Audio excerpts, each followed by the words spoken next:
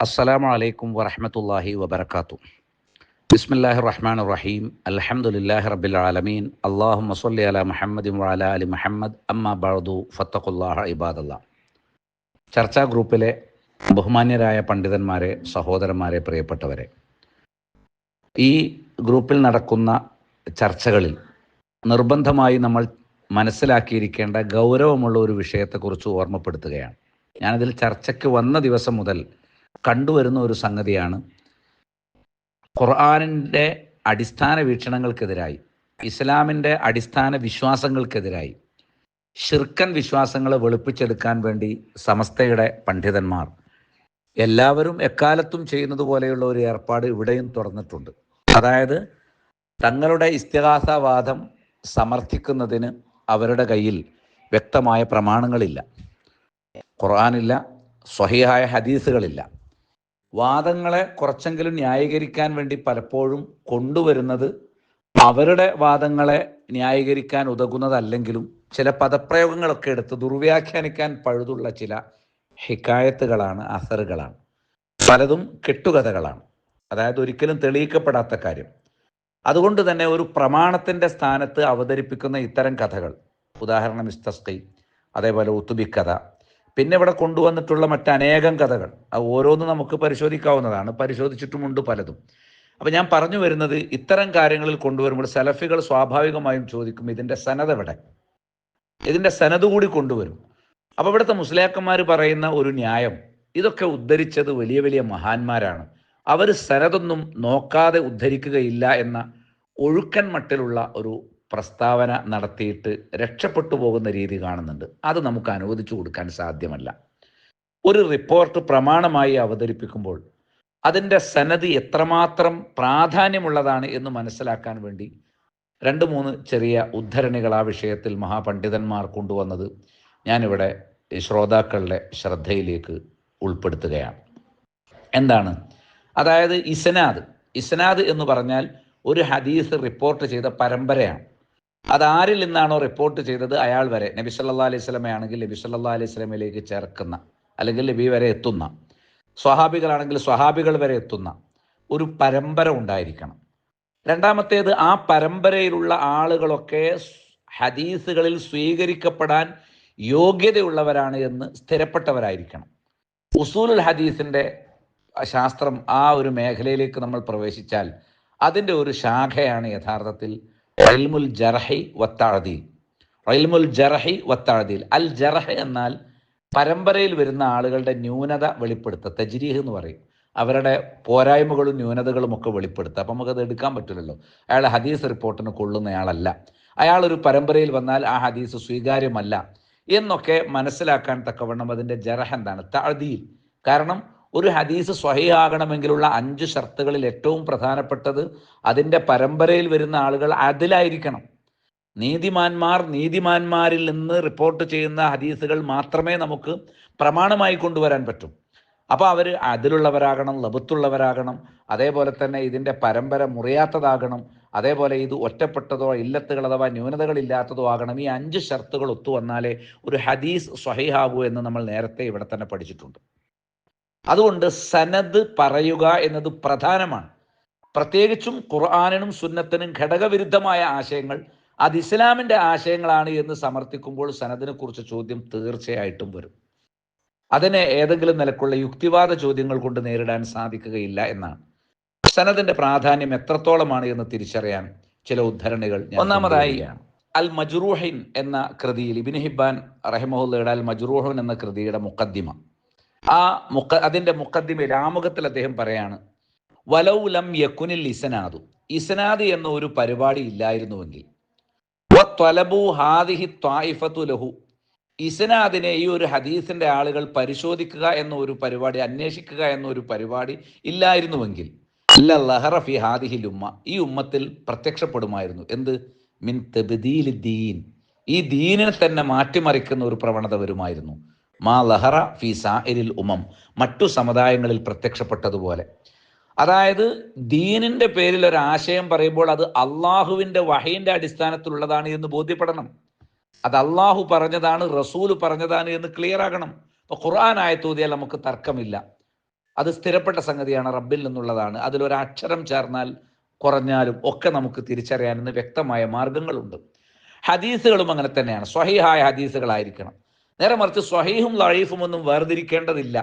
ആര് എവിടെ എന്തു പറഞ്ഞാലും നമുക്കത് എടുക്കാൻ പറ്റും എന്നൊരവസ്ഥയാണെങ്കിൽ പ്രമാണങ്ങളുടെ സ്ഥാനത്ത് വ്യതിയാന ചിന്തകൾ കടന്നു വരും. അങ്ങനെയാണ് ഇവിടെ യഹൂദിയത്തുണ്ടായത്, നസ്രാണിയത്തുണ്ടായത്. അവരുടെ ഒന്നും തുടക്കം പിഴവിലല്ല.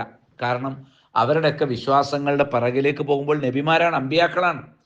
അമ്പിയാക്കളുടെ അനുയായികളാണ് പിൽക്കാലത്ത് വഴിതെറ്റി പിഴച്ച യഹൂദികളോ ക്രിസ്ത്യാനികളോ ആയി മാറിയത്.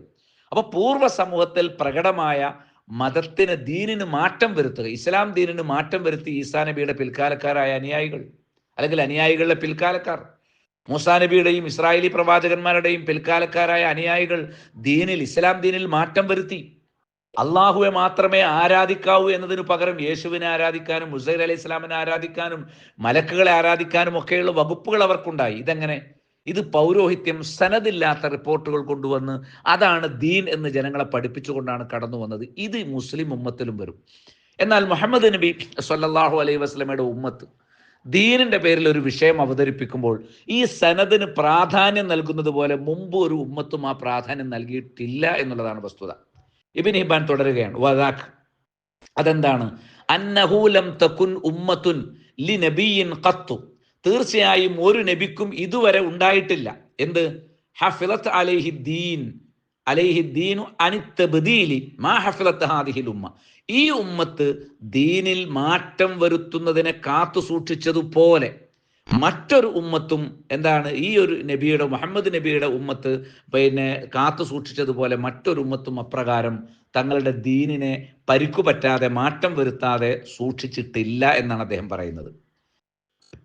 മുഹമ്മദ് നബിയുടെ ഉമ്മത്ത് എങ്ങനെയാണത് സൂക്ഷിച്ചത്? ഹത്താ ലാ യതഹയ്യ അൻ യസ്ദാദ ഫീ സുന്നത്തിൻ മിൻ സുനനി റസൂലില്ലാഹി സ്വല്ലല്ലാഹു അലൈഹി വസല്ലം അലിഫുൻ വലാമുൻ വവാവുൻ വലാ വാവ് അലിഫുൻ വലാ വാവുൻ. എന്താ പറയുന്നത്? മുഹമ്മദ് നബി സല്ലല്ലാഹു അലൈഹി വസല്ലമയുടെ സുന്നത്തിലേക്ക് ഒരു ആലിഫോ ഒരു വാവോ കൂട്ടിച്ചേർക്കാൻ കഴിയാത്ത വിധം ഇസ്ലാം ഒരു വിഷയത്തെ സൂക്ഷിച്ചിട്ടുണ്ട്. ഒരാൾ ഒരു സംഗതി ദീനിന്റെ പ്രമാണമാണ് എന്നുള്ള നിലക്ക് അവതരിപ്പിക്കുമ്പോൾ അത് പരിശോധിക്കപ്പെടും. അത് വ്യക്തമായി നാരും വേരും മുറിച്ച് ചർച്ച ചെയ്യപ്പെടും. അത് സ്വീകാര്യമാണോ അല്ലയോ എന്ന് വ്യക്തമായി പരിശോധിക്കപ്പെടും. അങ്ങനെ പരിശോധിക്കുന്ന ഒരു സാഹചര്യം പ്രമാണങ്ങളെ സംബന്ധിച്ച് ഈ ഉമ്മത്തിൽ നിലനിൽക്കുന്നത് കൊണ്ട് എന്താണ്, നബിയുടെ ചര്യയിൽ ഒരു അലിഫോ ഒരു വാവോ ചേർക്കാൻ പറ്റില്ല. ആര് ചേർത്താലും അത് പിടിക്കും. ഷിയാക്കൾ ഒരുപാട് അന്ധവിശ്വാസങ്ങൾ, അനാചാരങ്ങൾ കൊണ്ടുവന്നിട്ടുണ്ട്. ജാറം കെട്ടിപ്പൊക്കലും ചാവടിയന്തരവും ജന്മദിനാഘോഷങ്ങളും അത് ഇവിടുത്തെ സമസ്തക്കാരും ഏറ്റുപിടിച്ചിട്ടുണ്ട്. പക്ഷേ പ്രമാണം കൊണ്ട് അവർക്ക് തെളിയിക്കാൻ കഴിയില്ല. ഖബർ കെട്ടിപ്പൊക്കലാണെങ്കിലും, ഖബറിന്റെ അരികിൽ വിളക്ക് വെക്കലാണെങ്കിലും, ഖബർ മൂടലാണെങ്കിലും, ഖബർ മുത്തലാണെങ്കിലും, ഖബറിനെ ചന്ദനക്കുടം എടുത്തോ അല്ലാതെയോ തവാഫ് ചെയ്യലാണെങ്കിലും, ഖബറിന്റെ അരികിൽ വന്ന് സുജൂദ് ചെയ്യലാണെങ്കിലും, ഇതൊക്കെ പല ജാറങ്ങളിലും നടന്നുകൊണ്ടിരിക്കുന്ന കാര്യമാണ്. എന്നാൽ അത്തരം കാര്യങ്ങളൊക്കെ കൊണ്ടുവരുമ്പോൾ ഇത് ഇസ്ലാം അല്ല എന്ന് വ്യക്തമായി ചൂണ്ടിക്കാണിക്കാൻ സത്യത്തിന്റെ വക്താക്കൾക്ക് സാധിക്കും. അതെന്തുകൊണ്ടാണ് സാധിക്കുന്നത്? സനത് ഇവിടെ സ്ഥിരപ്പെടുത്താൻ ആളുകളുണ്ട്, ഉണ്ടായിരുന്നു, പൂർവികരിൽ തന്നെ ഉണ്ടായിരുന്നു എന്നുള്ളത് കൊണ്ടാണ്. അതുകൊണ്ട് പിൽക്കാലക്കാരുടെ വ്യതിയാന വാക്കുകളെ മാത്രം മുൻനിർത്തിയാണ് ഈ ഉമ്മത്തിൽ ബിദ്അത്തുകൾ കടന്നു വന്നിട്ടുള്ളത്. അതാണെങ്കിൽ പെട്ടെന്ന് തിരിച്ചറിയാൻ പറ്റും. ഇരുട്ടും വെളിച്ചവും മാറിപ്പോകാത്തതുപോലെ സുന്നത്തും ബിദ്അത്തും പരസ്പരം ആർക്കും ആശയക്കുഴപ്പത്തിലാകാത്തവണ്ണം നിലനിൽക്കുന്നത് ഇസ്നാദ് ദീനിൽപ്പെട്ടതാണ് എന്നുള്ളത് കൊണ്ടാണ്. മനസ്സിലായില്ലേ? ഏതുപോലെ കമാലായ തഹയ്യ സിയാദത്തൻ മിസ്ലഹു ഫിൽ ഖുർആൻ, ഖുർആനിൽ ഒരു വർധനവ് വരുത്താൻ ഒരുങ്ങാൻ ആർക്കും കഴിഞ്ഞിട്ടില്ലല്ലോ. ഖുർആനിൽ മാറ്റാൻ ആർക്കും കഴിയില്ല. കാരണം എന്താ?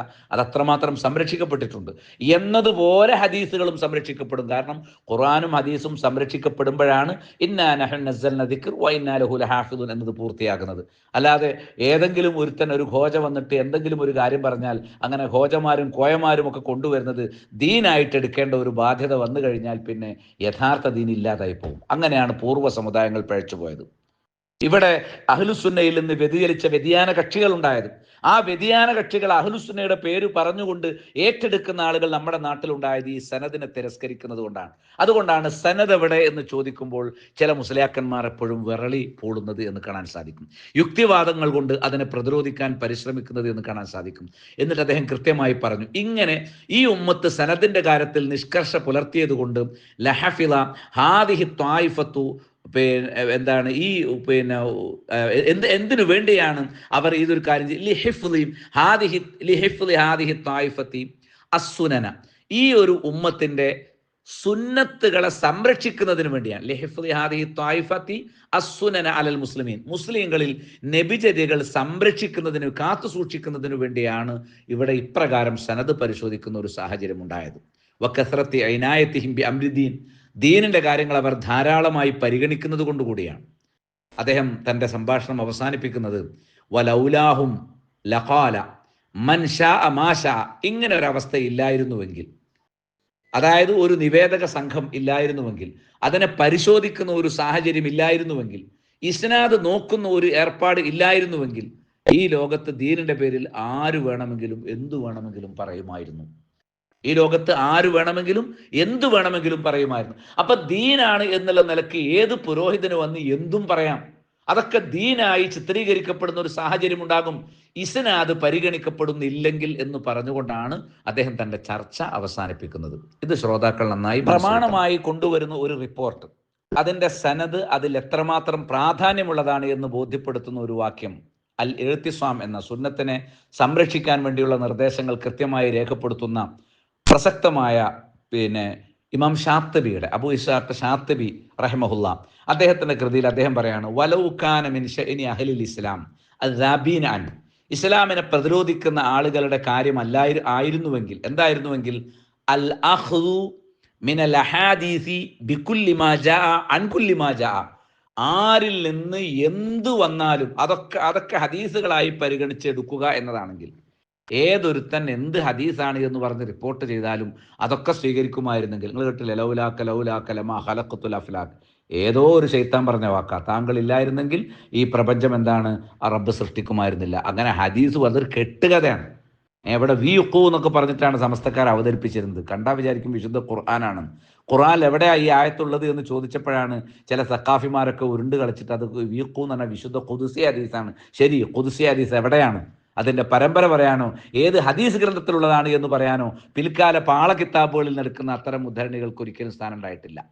അപ്പൊ ഇതാണ് പറയുന്നത്, ഹദീസുകളിൽ നിന്ന് ആരിൽ നിന്ന് എന്തു വന്നാലും എടുക്കുക എന്നതാണ് ഇവിടെ ഇസ്ലാമിനെ സംരക്ഷിക്കാൻ വരുന്ന അഹ്ലുൽ ഇസ്ലാമിന്റെ രീതി എങ്കിൽ പറയാണെന്ത്, ലം യകുൻ ലിൻതിസാബിഹിം ലിത്തഅദീലി വത്തജ്രീഹി മഅനൻ. ഈ ഹദീസ് നിദാന ശാസ്ത്രത്തിൽ തജ്രീഹ് തഅദീൽ എന്ന് പറയുന്ന ഒരു അവസ്ഥയുണ്ടല്ലോ. അതായത് ഹദീസുകൾ സ്വീകാര്യമാണോ തള്ളേണ്ടതാണോ, അതിനെ അംഗീകരിക്കണോ വിമർശിക്കണോ, ഇങ്ങനെ ഒരു കാര്യം നോക്കുന്നതിൽ ഒരു പ്രസക്തിയുമില്ല, ഒരു അർത്ഥവുമില്ല. അതിനെതിരെ നോക്കുന്നത് ജറഹു തഅദീൽ എന്ന ശാസ്ത്രശാഖ എന്ന ഇൽമ് എന്തിനാണ് ഉണ്ടായത്? ഇൽമുൽ ഉസൂലിൽ ജറഹു തഅദീൽ എന്തിനാണ് ഉണ്ടായത് എന്ന് ഈ മുസ്ലിയാക്കന്മാർ പറയണം. കാരണം അതിൻ്റെ ആവശ്യമില്ലല്ലോ. ആരെന്ത് പറഞ്ഞാലും നമുക്കത് ഹദീസായിട്ട് എടുക്കാമായിരുന്നു എങ്കിൽ പിന്നെ നമുക്ക് എന്താണ് ഈ ജറഹ് തഅദീൽ പഠിക്കുക എന്ന ആവശ്യമില്ല. എന്നാൽ ഉസൂൽ ഹദീസിന്റെ ഏറ്റവും പ്രസക്തമായ ഭാഗം ഇൽമുൽ ജറഹി വ തഅദീലാണ്, അല്ലെങ്കിൽ ഇൽമു തജ്രീഹി വ തഅദീലാണ് എന്ന് കാണാൻ സാധിക്കും. മാ അന്നഹും ഖദ് അജ്മഉ അലാ ദാലിക്, എന്നാലോ ഹദീസ് പരിശോധിക്കുന്നവർക്ക് ജറഹ് തഅദീൽ ഉണ്ടായിരിക്കണം എന്നതിൽ ഇജ്മാ ഉണ്ട്. ഇജ്മാ ഇല്ലെങ്കിൽ മുസ്ലിയാക്കന്മാർ പറയട്ടെ. ഒരു ഹദീസ് അതിൻ്റെ പരമ്പരയിലുള്ള ആളുകൾ യോഗ്യതയുള്ളവരാണോ യോഗ്യതയില്ലാത്തവരാണോ എന്ന് പരിശോധിക്കണം എന്ന വിഷയത്തിൽ ഹദീസ് പണ്ഡിതന്മാർക്ക് ഇജ്മാ ഉണ്ട്.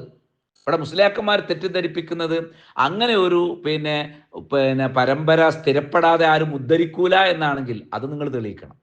അങ്ങനെ ഉദ്ധരിക്കൂല എന്നാണെങ്കിൽ ഞാനിവിടെ കുറേ ചോദ്യങ്ങൾ നേരത്തെ ചോദിച്ചിട്ടുണ്ട്. ഇൻഷാ അല്ലാഹ് അവസാനം ഞാനത് ആവർത്തിക്കാം. എന്ത്? നിങ്ങൾ തന്നെ നിങ്ങളുടെ വലിയ ഉലമാക്കൾ പറഞ്ഞ പലതിനെയും തള്ളിക്കളഞ്ഞിട്ടുണ്ട്. അതെന്തിൻ്റെ പേരിലാണ് തള്ളിക്കളഞ്ഞത് എന്ന് ഞാൻ ചോദിച്ചിട്ടുണ്ട്. എല്ലാ ഉലമാക്കൾ പരിശോധിച്ചിട്ട് മാത്രമാണ് കൊടുത്തതെങ്കിൽ എന്തിനാണ് ഈ ഷഅബാനിലെ ബിദ്അത്തായ നിസ്കാരത്തെക്കുറിച്ച് അബ്ദുൽ ഖാദർ ജീലാനി അംഗീകരിച്ചപ്പോൾ ഇമാം നവവി റഹ്മഹുല്ല അത് മദ്മൂമത്തായ ബിദ്അത്താണ് എന്ന് പറഞ്ഞു എന്ന ചോദ്യം ഞാൻ ഉന്നയിച്ചിട്ടുണ്ട്. ആ കൂട്ടത്തിൽ ഒരുപാട് ചോദ്യങ്ങൾ വേറെയും ചോദിച്ചിരുന്നു. അങ്ങനത്തെ 100 കണക്കിന് ചോദ്യങ്ങൾ, അതായത് ഉലമാക്കൾ സനദില്ലാതെ ഉദ്ധരിച്ച കാര്യങ്ങൾ മറ്റു ഉലമാക്കൾ തള്ളിക്കളഞ്ഞതിൻ്റെ, സ്വീകാര്യരായ പൂർവികരായ ഉലമാക്കൾ തള്ളിക്കളഞ്ഞതിൻ്റെ 100 കണക്കിന് ഉദാഹരണങ്ങൾ ഇവിടെ നമുക്ക് പോസ്റ്റ് ചെയ്യാൻ സാധിക്കും.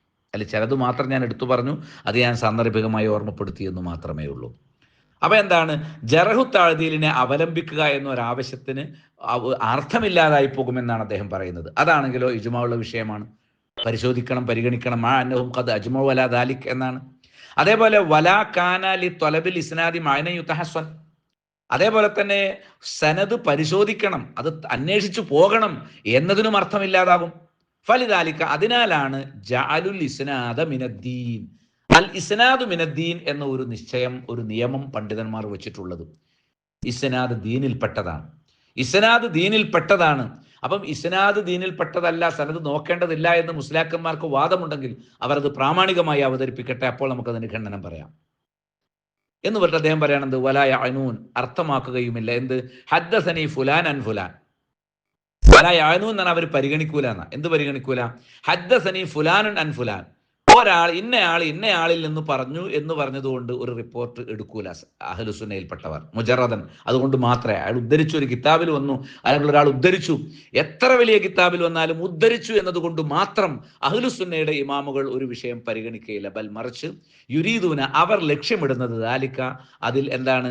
ലിമാ തളമ്മനഹു മിൻ മഅരിഫത്തി റിജാൽ അല്ലദീന യുഹദ്ദസു അൻഹും, ആരിൽ നിന്നാണോ റിപ്പോർട്ട് ചെയ്യപ്പെടുന്നത്, ഉദ്ധരിക്കപ്പെടുന്നത്, ആ റിജാലിനെ മനസ്സിലാക്കുക എന്നതുകൂടി ഉൾക്കൊള്ളണം എന്നതിനു വേണ്ടി അവർ ലക്ഷ്യം വെക്കുന്നു. ഒരു ഹദീസ് റിപ്പോർട്ട് ചെയ്യുമ്പോൾ ആരൊക്കെയാണ് അത് റിപ്പോർട്ട് ചെയ്തത്, അതിൻ്റെ പരമ്പരയിൽ വന്ന റിജാലുകൾ ആരൊക്കെയാണ്, അവരെക്കുറിച്ച് മാരിഫ ഉണ്ടാകണം, മനസ്സിലാക്കണം. അല്ലെങ്കിൽ മസ്തൂറുൽ ഹാലോ മജ്ഹൂലുൽ ഹാലോ മുൻകറോ അല്ലെങ്കിൽ ലഈഫോ പിന്നെ മുത്തഹമോ ഒക്കെ ആയിട്ടുള്ള, എന്താണ് അയോഗ്യരോ ന്യൂനതകൾ ആരോപിക്കപ്പെട്ടവരോ ഒക്കെ ആയിട്ടുള്ള ആളുകളുടെ ഉദ്ധരണികൾ ഒരിക്കലും എടുക്കാൻ കൊള്ളുകയില്ല. അവർ ആ ഒരു പരമ്പര, ഒരു റിപ്പോർട്ട് ചെയ്യുമ്പോൾ ആ റിപ്പോർട്ടിൻ്റെ പരമ്പരയിൽ വന്ന ആളുകളുടെ ന്യൂനതകളും യോഗ്യതകളും പരിശോധിക്കുക എന്നത് നിർബന്ധമാണ്. അതുകൂടി അത് മനസ്സിലാക്കണം എന്നതുകൂടി അവർ മുഹദ്ദിസുകൾ ലക്ഷ്യമിടുന്നുണ്ട് എന്നാണ് ഇമാം ഷാത്തിബി പറയുന്നത്. എന്തിനു വേണ്ടി അങ്ങനെ ചെയ്യുന്ന അറിയാമോ? ഹത്താ ലാ യുസ്നദ അൻ മജ്ഹൂലിൻ, ഒരു മജ്ഹൂലിൽ നിന്ന് ഒരു സനദ് കൊണ്ടുവരാതിരിക്കാൻ. വലാ മജ്റൂഹിൻ, ന്യൂനതയുള്ള ഒരാളിൽ നിന്നൊരു സനദ് കൊണ്ടുവരാതിരിക്കാൻ. വലാ മുത്തഹമിൻ, സന്തക്കത്ത് പോലെയുള്ള, നമ്മൾ സൈഫിനെ പറ്റിയൊക്കെ പറയുമ്പോഴല്ലോ സന്തക്കത്ത് ആരോപിക്കപ്പെട്ടയാൾ, അങ്ങനെ മതനിഷേധം പോലും ആരോപിക്കപ്പെട്ടവരിൽ നിന്ന്, അതേപോലെ ഇസ്ലാമിൽ നിന്ന് പിഴച്ചുപോയ ഷിയകളിൽ നിന്ന്, ഖവാരിജുകളിൽ നിന്ന്, മുഅ്തസിലുകളിൽ നിന്നൊക്കെ ഹദീസാണ് എന്ന് പറഞ്ഞ് പല സംഗതികളും റിപ്പോർട്ട് ചെയ്യപ്പെടാറുണ്ട്. അത് ശരിയായ പരമ്പരയിലൂടെ വന്ന മറ്റ് റിപ്പോർട്ടുകളോട് യോജിക്കുന്നെങ്കിൽ എടുത്തേക്കാം എന്നല്ലാതെ, ഈ ഒരു മോശം വന്ന ന്യൂനതകളുള്ള പരമ്പരയിലൂടെ മാത്രം വന്ന റിപ്പോർട്ടുകളാണെങ്കിൽ അതൊരിക്കലും സ്വീകാര്യമല്ല. അതുകൊണ്ട് പരമ്പര എന്തിനു നോക്കണം എന്നുള്ളത് വളരെ ഗൗരവമുള്ള ഒരു വിഷയമാണ്. ഇല്ലാ അമ്മൻ തഹ്സുലു സിഖ ബിരിവായത്തിഹി, മനസ്സിലായില്ലേ? എന്താണ്? ഒരു തൻ്റെ റിവായത്ത് കൊണ്ട് സിഖത്തിൽ നിന്നല്ലാതെ ഒരു ഹദീസ് ഉദ്ധരിക്കാൻ പാടില്ല എന്നുള്ളതാണ് വിഷയം. അപ്പോൾ ഒരു ഹദീസ് ഉദ്ധരിക്കുന്നത് സിഖത്തായ ഒരാളിൽ നിന്നല്ലാതെ പാടില്ല എന്നുള്ളതാണ്.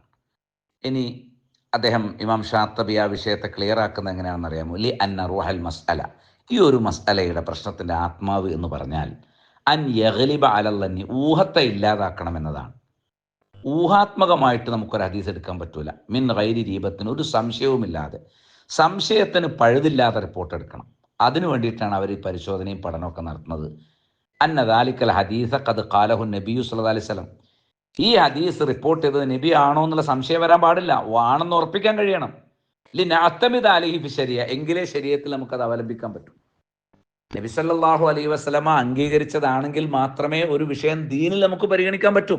അപ്പൊ അത് ഉറപ്പ് വരുത്തുക എന്ന് നിർബന്ധമാണ്. വനുസ്നിദ ഇലൈഹിൽ അഹ്കാം, അതിലേക്കാണ് നമ്മൾ വിധികൾ ചേർക്കുന്നത്. അപ്പൊ നമുക്ക് ഇസ്ലാമിൻ്റെ ഒരു വിധി എടുക്കണമെങ്കിൽ അത് സ്വഹീഹായ പരമ്പരയോടുകൂടി വന്ന സ്വഹീഹായ ഹദീസുകളിൽ നിന്നായിരിക്കണം എന്ന് നിർബന്ധമാണ്. ഇനി ഇബ്നു സലാഹിന്റെ ഒരു വാചകം കൂടി കേൾപ്പിച്ച് ഞാൻ വിഷയം തൽക്കാലം അവസാനിപ്പിക്കാം. ഇവിടെ ഞാൻ പറഞ്ഞു വന്നത്, സനദ് വളരെ പ്രസക്തമാണ്. സ്വഹീഹായ സനദോടുകൂടി വരുന്ന റിപ്പോർട്ടുകൾ, അതും പൂർണ്ണമായി അബൂസാലി സമ്മാൻ വരെ സനദ് തന്നെ എടുക്കാൻ പറ്റില്ല. ഒരു പരമ്പരയിലുള്ള മുഴുവൻ സനദിലെ എല്ലാ ഓരോരുത്തരെ കുറിച്ചും കൃത്യമായിട്ട് എന്താണ്, അത് സ്ഥിരപ്പെട്ടതായിരിക്കണം എന്നത് പ്രധാനമാണ്. മുർസലോ മുൻഖത്തിയോ അല്ലെങ്കിൽ ഹദീസിന്റെ ന്യൂനതയ്ക്ക് കാരണമാകുന്ന ഒരുപാട് വിശേഷങ്ങളുണ്ട്, അത് നമ്മൾ പഠിക്കേണ്ടതാണ്. അപ്പം അത്തരം ന്യൂനതകൾ സംഭവിച്ചതാണോ? കാരണം സനദിലാണ് ഏറ്റവും കൂടുതൽ ന്യൂനതകൾ സംഭവിക്കാൻ ഇടയുള്ളത്, മത്നിലും ന്യൂനതകൾക്ക് സാധ്യതയുണ്ട്. അപ്പം അതുകൊണ്ട് അത് വരാതിരിക്കാൻ 5 ഷർത്തുകൾ ഒത്തുവരണമെങ്കിൽ സനദ് ക്ലിയർ ആയിരിക്കണം. ഇനി ഈ ഉലൂമുൽ ഹദീസിൽ ഇബ്നു സലാഹ് പറഞ്ഞൊരു സംഗതിയുണ്ട്. അസ്ലുൽ ഇസ്നാദി, ഇസ്നാദിന്റെ ആധാരം എന്ന് പറയുന്നത് ഖസീസത്തുൻ ഫാദിലത്തുൻ മിൻ ഖസായിസി ഹാദിഹിൽ ഉമ്മ, ഈ ഉമ്മത്തിന്റെ പ്രത്യേകതകളിൽപ്പെട്ട ഉത്കൃഷ്ടമായ ഒരു പ്രത്യേകതയാണ്. ഈ മുസ്ലിം ഉമ്മത്തിന്റെ സവിശേഷതകളിൽപ്പെട്ടതാണ്. ആരെങ്കിലും എന്തെങ്കിലും പറഞ്ഞു എന്നിട്ട് ഏതെങ്കിലും ഒരു സ്വാമി പറഞ്ഞതൊക്കെ മറ്റു മതസ്ഥർ ഉദ്ധരിക്കുന്ന പോലെ ഏതെങ്കിലും ഒരു മൊല്ല പറഞ്ഞു എന്നാൽ നമുക്ക് ഉദ്ധരിക്കാൻ പറ്റൂല. വ്യക്തമായ തെളിവ് വേണം. അത് ഈ ഉമ്മത്തിന്റെ പ്രത്യേകതയാണ്. ആധികാരിക രേഖകൾ, അധികൃത പ്രമാണങ്ങൾ മാത്രമേ ഈ ഉമ്മത്ത് അവതരിപ്പിക്കുകയുള്ളൂ. അത് അവതരിപ്പിക്കാൻ ഇന്ന് ലോകത്ത് സലഫികൾക്ക് മാത്രമേ സാധിക്കൂ എന്നുള്ളതാണ്. ബാക്കിയൊക്കെ കാലകീലകളുടെ പിന്നാലെയും വാറോലകളുടെ പിന്നാലെയുമാണ് സഞ്ചരിക്കുന്നത് എന്നത് നമുക്ക് തന്നെ മനസ്സിലാകുന്നുണ്ട്. മാത്രവുമല്ല, സനദ് നോക്കുക. ഇസ്നാദ് എന്നുള്ളത് വസുന്നത്തുൻ ബാലിഗത്തുൻ മിനസ്സുനനിൽ മുഅക്കദ, സ്ഥിരപ്പെട്ട സുന്നത്തുകളിൽപ്പെട്ട അങ്ങേയറ്റത്തെ ആഴത്തിൽ സ്ഥിരീകരിക്കപ്പെട്ട ഒരു സുന്നത്തുമാണ് എന്ന് ഇബ്നു സലാഹ് പറഞ്ഞു. ഇത്രയും ഗൗരവമുള്ള ഒരു വിഷയത്തെയാണ് മുസ്ലിയാക്കന്മാർ ഇവിടെ ലാഘവത്തോടു കൂടി തള്ളിക്കളയുന്നത് എന്നുള്ളത് വളരെ സങ്കടമുള്ള കാര്യമാണ്. മുസ്ലിയാക്കന്മാരെ തിരുത്തുമല്ലേ നമുക്കറിയില്ല, പക്ഷെ ശ്രോതാക്കൾ നന്നായി പഠിക്കണം. അതുകൊണ്ട് സലഫികളെ നേരിടുമ്പോൾ നിങ്ങൾ കാലകീലകളുമായി വന്നിട്ട് കാര്യമില്ല, ലഈഫായ റിപ്പോർട്ടുകളുമായി വന്നിട്ട് കാര്യമില്ല, പൊട്ടക്കഥകളുമായി വന്നിട്ട് കാര്യമില്ല, അതേപോലെ തന്നെ ദുർബലമായ മുൻകറായ റിപ്പോർട്ടുകളുമായി വന്നിട്ട് ഒരു കാര്യവുമില്ല, മൗലൂആയ കെട്ടുകഥകളുമായി വന്നിട്ട് ഒരു കാര്യവുമില്ല. വ്യക്തമായ പ്രമാണങ്ങൾ, ഒന്നുകിൽ ഖുർആൻ ആയിരിക്കണം, അല്ലെങ്കിൽ സ്വഹീഹായ ഹദീസുകളായിരിക്കണം.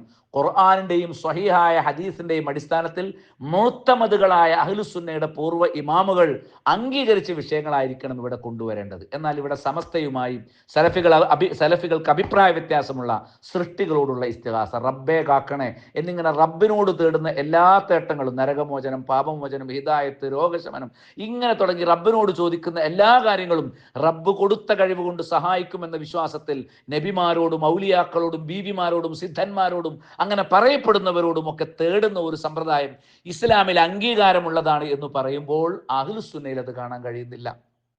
നബി സല്ലല്ലാഹു അലൈഹി വസല്ലം അത് പഠിപ്പിച്ചിട്ടില്ല, ഖുർആൻ അതിന് പിൻബലം നൽകുന്നില്ല. അതേപോലെ തന്നെ എന്താണ്, പൂർവികരിൽ നമുക്കത് ഉത്തമ തലമുറയിൽ അത് വന്നിട്ടില്ല. ഇതൊക്കെ പിൽക്കാലത്ത് വ്യതിയാന കക്ഷികൾ, പ്രത്യേകിച്ചും ഷിയകളിൽ ആരംഭിച്ച ഷിയാക്കളും വ്യതിചലിച്ചു പോയ മറ്റൊരുപാട് കക്ഷികളും കൊണ്ടുവന്നിരിക്കുന്ന പിഴച്ച വിശ്വാസങ്ങളും അന്ധവിശ്വാസങ്ങളുമാണ് സമസ്ത ഇന്ന് ഇസ്ലാമിന്റെ വിശ്വാസമായി കൊണ്ടു നടക്കുന്നത്.